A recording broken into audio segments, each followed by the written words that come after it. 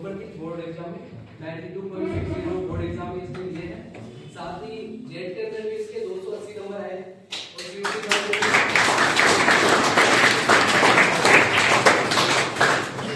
CUT exam का यहाँ पे क्या था कि सीयूटी थोड़ा सा लेट हमने क्या किया था, ट्राई किया था कि बच्चों को इंटरेस्ट कम था, अवेयरनेस कम थी, तो सीयूटी के लिए स्टार्टिंग से जारी होती तो सीयूटी भी डेफिनेटली अच्छा करती। लेकिन इस बार हमें एक्सपेक्टेशन है कि आप बच्चे अच्छी करेंगे। ये जेट की, सीयूटी की और 12th बोर्ड एग्जाम की सारी जो जर्नी है वो आपके साथ शेयर करने की कोशिश करेंगे। ये भी आपको पब्लिक, इसका पब्लिक टाइम पहले ही बार है कि आप सभी के सामने बैठ के खुद को रिप्रेजेंट कर सकती है। हो सकती है किसी को गलती रहे, आपको उसको अप्रिशिएट करना है, ठीक है ना। तो अनिता के बारे में कैसे आपको बताना है कि आपने तैयारी कर रहे हैं। जैसे कि आपने जेट की तैयारी की, तो जेट की आपकी स्ट्रेटेजी की थी, आपने जेट का प्रिपरेशन कैसे किया, क्या पढ़ा, कैसे पढ़ा, क्या फायदा हुआ, आप कोचिंग के नोट्स कितने पढ़ते थे, टेस्ट एग्जाम पर एनालिसिस कैसे करते थे सर, माइक बताओ। अरे वो सुन लो ध्यान से। हां आ जाएंगे। माइक बताओ पहले।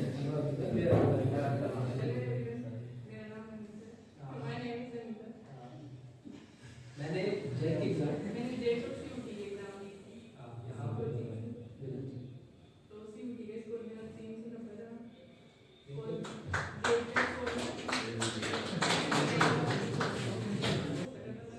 जेट के स्कोर और आप अभी वेट करना कि सर पढ़ाते हैं वो और क्योंकि ठीक है। ये अब आपको हंसी तो आ रही बैठ के, लेकिन आपको किसी बुला लेना है आपको, तो आपकी सांस नहीं निकलेगा। ये होता है पब्लिक स्पीकिंग, पता चलेगा ये होती है पब्लिक स्पीकिंग। ये खड़ी होकर बोल रही है, ये जज्बा है और ये आपका होना चाहिए। हमारे यहाँ जितने बैठे ना सिर्फ चंचल बोल सकती है, ये सभी के नहीं है। आपको ऐसा नहीं है, उसको अप्रिशिएट करना है। वो तो खड़ा उसको पता होता है, खड़े हो नहीं आते देखिए एक बार वो ऐसे पैर वाइब्रेट करते हैं। देखो इसने जितना बताया इसको मैं थोड़ा सा और एलिमेंट कर दूं, आपको लगे कुछ और ऐड करना, बता दूंगा। 12th में इसमें जैसे हम पढ़ाते थे, अब हमने नया ज्वाइन किया था, तो ये एग्रीकल्चर प्रॉपर सब्जेक्ट बताता हूँ। ये एग्रीकल्चर जितना हम पढ़ाते थे उससे कहीं एक्स्ट्रा खुद जाके तैयारी करती थी और डाउट पूछती थी कि सर इसमें ये क्या होगा। तो सबसे बड़ी बात कि सेल्फ स्टडी खुद की तरफ से ज्यादा थी। टीचर्स का और किसी इंस्टीट्यूट का योगदान सिर्फ 5% होता है। आप ये सोचते हो कि बड़े इंस्टीट्यूट में चले जाएंगे, कहीं दूसरी जगह चले जाएंगे तो आपका सिलेक्शन हो जाएगा, ये नहीं होता है। मैन जो बच्चा अपना सेल्फ बिलीफ और सेल्फ डेडिकेशन के साथ, सेल्फ कंट्रोल के साथ तैयारी करेगा वही आगे सिलेक्ट होगा। जैसे आज इनको रविंद्र को एसके यूनिवर्सिटी मिली है, इनको फतेहपुर सीकर मिली है। यदि ये एसटी एससी कैटेगरी में होते, डिफेंस रिजर्वेशन होता, डेफिनेटली ये भी अच्छी यूनिवर्सिटी में जाते। बट अपना लास्ट टाइम भी प्रिपरेशन थी, बच्चों में इतना अवेयरनेस था, यहाँ पे लास्ट में आपने अपने स्टेप किया था, तो कुछ कुछ कमियां कोचिंग की तरफ से और कुछ बच्चों की कमियों को मान सकते हैं कि एग्जाम में सर उन्होंने इजी क्वेश्चन कौन सा गलत भी करके आए थे, इसमें सीओसी में दिया था, जेट में था, जेट में एक क्वेश्चन गलत किया था, कौन सा किया था, ग्रीन रिवॉल्यूशन इंडिया में कब आया, ये क्वेश्चन गलत करने वाला है। जब ये बच्ची जिसने अभी फतेहपुर सीकर गवर्नमेंट कॉलेज हासिल करी है, 280 और 280 नंबर इसमें जेट में आया, उस बच्चे से ऐसा क्वेश्चन गलत हो सकता है, सबसे इजी क्वेश्चन है, तो वो क्वेश्चन आपसे भी गलत हो सकता है। तो ये माइनर मिस्टेक आप कैसे दूर करोगे, रेगुलर सेल्फ एनालिसिस जो आपके टेस्ट हो चुके हैं, सबसे पहले एग्जाम का 4 में से एक राइट आंसर है, लेकिन 3 का क्या होगा, मतलब ये उसने खुद ने निकाल दिया टेक्निक, हमने तो गाइड ही नहीं करते थे। आपके पास जो गाइडेंस है, जो एनवायरनमेंट है, उसका आपको पॉजिटिव फायदा देना है। साथ में इसके अलावा आपने वो कोई गाइड लीजिएगा, शॉर्ट नोट के अलावा कुछ किसी क्वेश्चन, जैसे आपने बायोलॉजी के लिए मंगवाई थी बुक, बायोलॉजी के लिए उन्होंने सीयूटी के लिए या जेट में आते हैं, सीयूटी के लिए उन्होंने एलन की बुक ली थी, जो सर बता देंगे आपको बायोलॉजी के लिए बेस्ट बुक है सीयूटी के लिए, जो बच्चा सीयूटी तैयारी करना चाहता है। यहाँ पे इतने बच्चे बैठे हैं, 12th वाले जो जितने भी हैं हिंदी मीडियम स्टूडेंट, 12th वालों ने देखा कितने बच्चे थे अपने पास जेट के अंदर, उनमें से 7 या 8 बच्चों का सिलेक्शन हुआ है। बाकी बच्चों का सिलेक्शन क्यों नहीं हुआ, पहले आपको सेल्फ इस बारे में सोचना है कि सिलेक्शन बाकी बच्चों का क्यों नहीं हुआ, इनका क्यों हुआ। कोचिंग तो सबको सेम पढ़ा देती, तो कोचिंग का कोई इसमें रोल नहीं होता, बच्चों का होता है। अब जिस बच्चों को सिलेक्शन चाहिए, यहाँ पे जितने बैठे तो अपना सेल्फ कंट्रोल और सेल्फ बिलीव रखें कि यार मेरा हो जाएगा। सबसे बड़ा होता है कि बड़ी सोच, बड़ी थिंकिंग, क्या मैं यूनिवर्सिटी कैंपस में जाना है। जैसे सर ने आपको बताया कि यूनिवर्सिटी कैंपस के अंदर आपको प्रॉपर लाइब्रेरी मिलती है, असिस्टेंट प्रोफेसर और जो डीन डॉक्टर जो होते हैं मैनेजमेंट करते हैं, वो पूरा मैनेजमेंट सिस्टम होता है वहाँ पे, जो कि चीज़ें अभी जो नई कॉलेज खुली है वहाँ पे नहीं होता, जो ओल्ड गवर्नमेंट कॉलेज है उनमें वो कंपैरेटिवली कम होता है। एग्रीकल्चर सेक्टर इतना वीक नहीं है जितना अपने मार्केट में अवेयरनेस नहीं है। यदि अपन यहाँ पे बैठे 60 बच्चे, यदि आज अपन संकल्प लेते हैं, सोचे हर दिन अपने 3 घंटे से पढ़ाई कर लेना, एग्रीकल्चर सेक्टर में बहुत आगे लेके जा सकते हैं। आज मैं अकेला खड़ा होकर आपको गाइड कर रहा हूँ, आगे आने वाले समय 4 साल बाद में आप 60 बच्चे 60 जगह में जाके एग्रीकल्चर को प्रमोट करोगे। तो वो एक सेल्फ बिलीफ होना चाहिए आप सभी का कि एग्रीकल्चर मुझे करना है। और जरूरी नहीं है कि एग्रीकल्चर या फिर सब्जेक्ट पढ़ के आपको कुछ लाइफ में अच्छा करोगे, अच्छा बहुत अलग तरीके भी किया जा सकता है। आजकल आपको टेक्नोलॉजी को समझना होगा।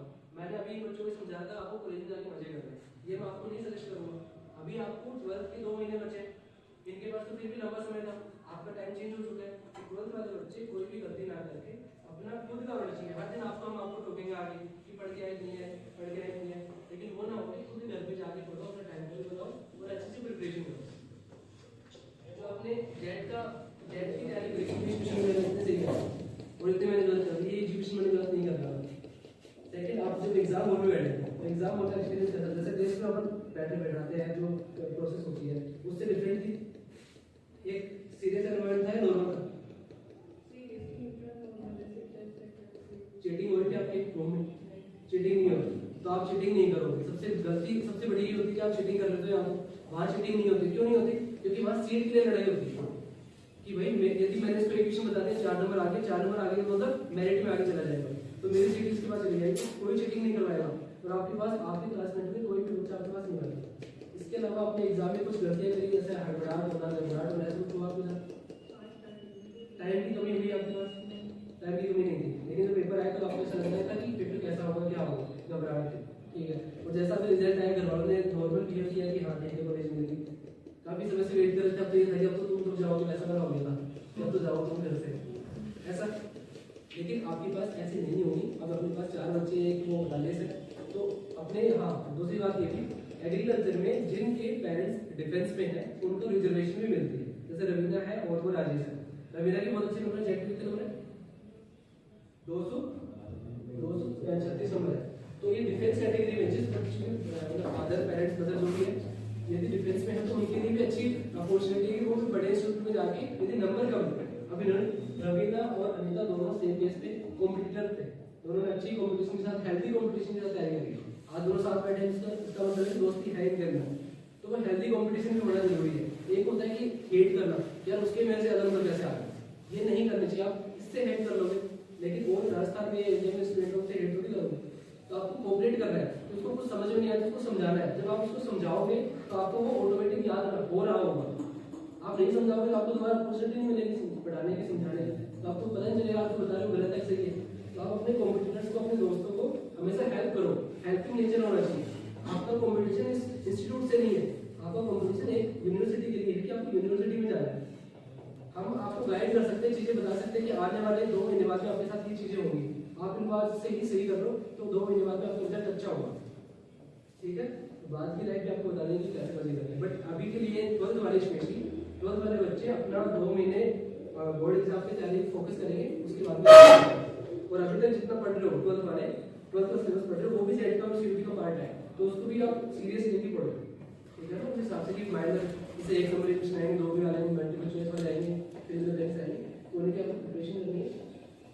और मैं आपको क्या बोल सकता हूँ, जो आपको पूछना है, जानना है, या आपके सीनियर्स बैठे इन्होंने एग्जाम दिया है, जिस भी 12th वाले बच्चे का 11th वाले बच्चे को ट्यूशन आपको पूछ सकता है इनसे। जो प्रभाव होता है वो पढ़ने का जो प्रभाव होता है वो बहुत अलग होता है, उसका बेनिफिट भी बहुत अलग होता है। इसलिए जब हम बड़े संस्थानों की बात करते हैं तो हमारे को मेहनत ज्यादा करनी ही पड़ेगी।